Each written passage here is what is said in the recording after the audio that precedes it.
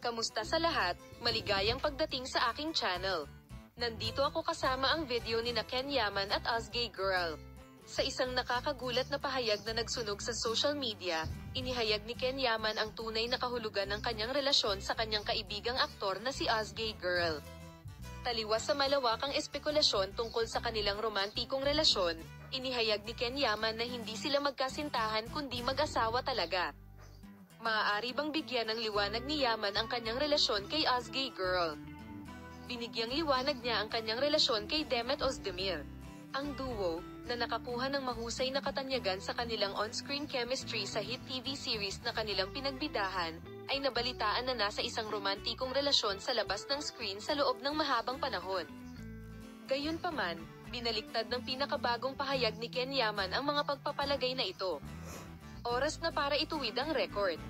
Nagbabahagi kami ng bono kay Azgay Girl na higit pa sa pag-iibigan. Magkasosyo tayo hindi lang sa screen kundi pati na rin sa buhay. Ang anunsyo ay ginawa bilang isang sorpresa sa mga tagahanga sa buong mundo na sumusunod sa bawat galaw ng duo at sabik na naghihintay ng mga palatandaan ng isang namumuong pag-iibigan.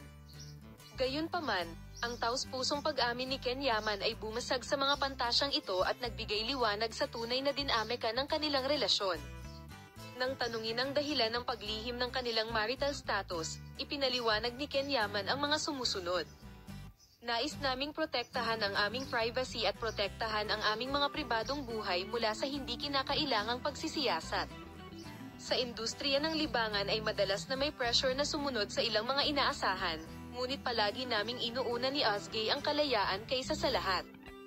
Sa kabila ng kanilang mga pagsisikap na panatilihin ang kanilang relasyon sa labas ng spotlight, ang mga alingaw-ngaw at mga haka-haka na pinalakas ng kanilang hindi may kakaila na chemistry parehong on-screen at off-screen ay patuloy na umikot sa kanilang dalawa.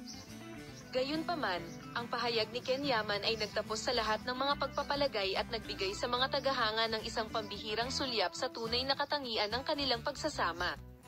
Salamat sa lahat sa panonood ng aking video column. Makita ka sa mga bagong video.